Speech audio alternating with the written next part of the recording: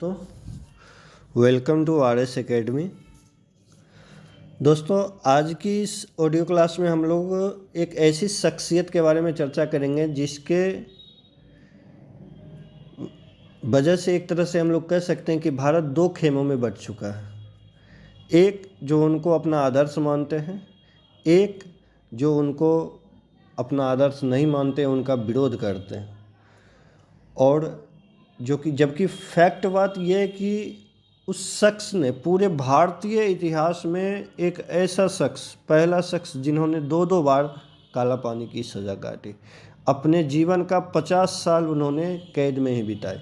तो आज हम उस शख्स के बारे में चर्चा करेंगे और वो शख्स है विनायक दामोदर सावरकर, वीडी सावरकर।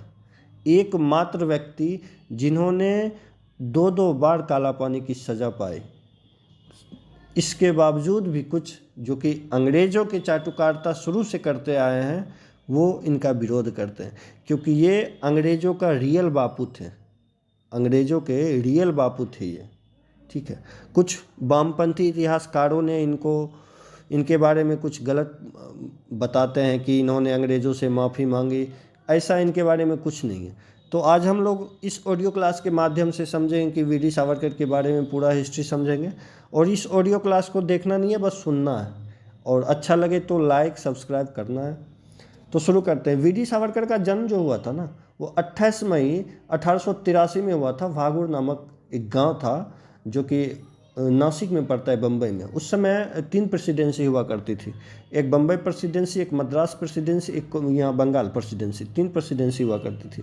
तो दामोदर सावरकर जी का जो जन्म हुआ था वो भागुर नामक गांव में हुआ था। और ये एकमात्र व्यक्ति थे जिन्होंने दो दो बार काला पानी की सज़ा पाई थी। इन्होंने क्या किया था कि अपनी बचपन की जो शिक्षा होती है उसको कंप्लीट करके, ये बचपन से ही क्रांतिकारी स्वभाव के थे, क्योंकि अंग्रेज़ों की करतूत देख देख के ये उब चुके थे। बचपन से ये क्रांतिकारी स्वभाव के थे। इन्होंने एक संस्था बनाई थी 20 साल की उम्र में। 20 साल की उम्र में इन्होंने एक संस्था बनाई थी नासिक में ही, जिसका नाम था अभिनव भारत। अभिनव भारत एक संस्था बनाई थी। और ये संस्था क्या थी? ये एक गुप्त संस्था थी। गुप्त संस्था मतलब यहाँ पे इस संस्था में ऊपर कुछ और होता था अभिनव भारत, और नीचे कुछ और होता था।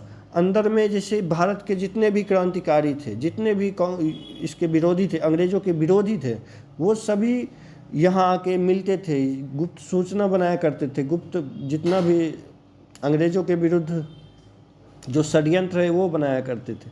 ठीक है, तो चूँकि 1905 में क्या हुआ था, बंगाल का विभाजन हो गया था। लॉर्ड कर्जन उस समय यहाँ का गवर्नर था। तो लॉर्ड कर्जन ने क्या किया था, बंगाल को विभाजन कर दिया। बंगाल छोटा नहीं था, बंगाल बहुत बड़ा राज्य था।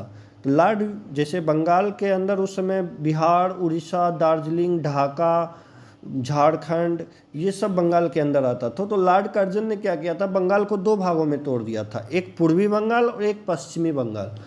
पूर्वी बंगाल की राजधानी ढाका को बनाई गई थी, जो ढाका 1971 में बांग्लादेश की राजधानी बनी, और पश्चिम बंगाल की राजधानी कोलकाता की बना दी गई थी।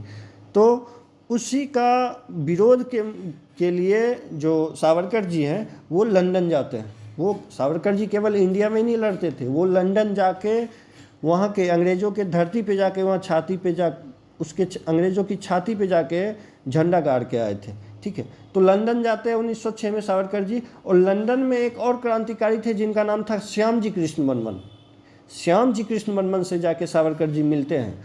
और श्याम जी कृष्ण वर्मन ने क्या किया था, जैसे सावरकर जी भारत में अभिनव भारत संस्था बनाए थे, उसी तरह श्याम जी कृष्ण वर्मन ने इंग्लैंड में वहाँ इंडिया हाउस बना रखे थे। एक संस्था था इंडिया हाउस। इंडिया हाउस संस्था क्या था, जैसे भारत में था अभिनव भारत संस्था में क्रांतिकारियों का मुख्य केंद्र, उसी तरह इंग्लैंड में देसी विदेशी जितने भी क्रांतिकारी थे जो कि अंग्रेज़ों के विरुद्ध लड़ाई लड़ रहे थे, वहाँ इंग्लैंड में जाके श्याम जी कृष्ण वर्मन ने इंडिया हाउस का निर्माण किया था। ठीक है, और वहीं पे श्याम जी कृष्ण वर्मन, विनायक दामोदर सावरकर जी, मदन लाल ढींगरा, विकाजी कामा, इस सब मिल के वहीं लंदन में जाके 1906 में ही अपना झंडा लहराए थे, इंडियन फ्लैग लहराए थे। एक वहीं पे इंग्लैंड में पड़ता है स्टूट गार्डन, उसी गार्डन में लहराए थे। लेकिन आजकल इनको गाली देने वाला गाली देता था। ये एक ऐसे वीर थे जो भारत में तो लड़े ही, साथ में इंग्लैंड में भी जाके अंग्रेज़ों से मुकाबला किए थे, लड़ाई लड़ते थे। ठीक है, तो भारत में इनके साथ दामोदर जी के साथ बहुत सारे सदस्य थे, इनके बहुत सारे मित्र थे। उनमें से जैसे पांडुरंग महादेव बापट थे।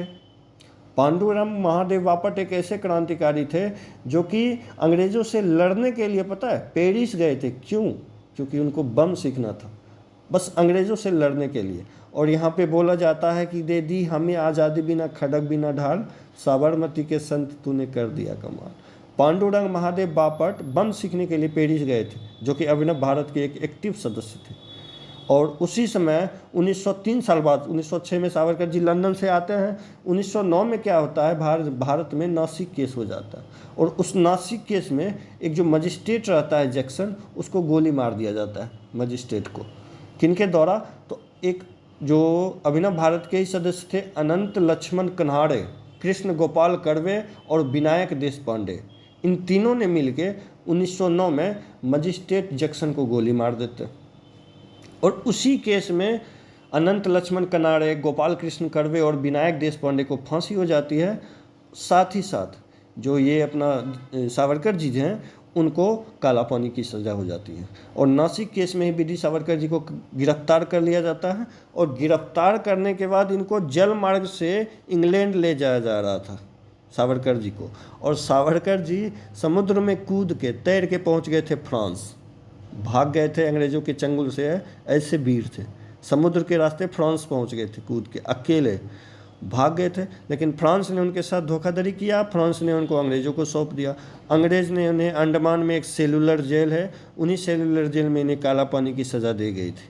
तो ये थे वीडी सावरकर की कहानी।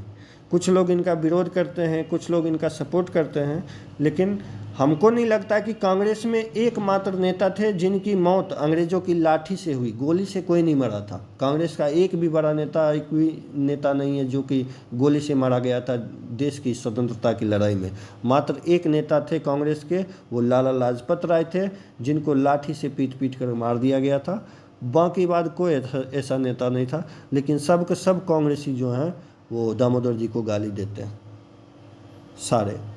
तो ऐसा नहीं करना चाहिए। हमारे स्वतंत्रता संग्राम में दामोदर जी का, सावरकर जी का बहुत ही बड़ा योगदान था। ठीक है, अगर ये वीडियो आपको अच्छा लगे तो इसको लाइक शेयर कमेंट जरूर करें।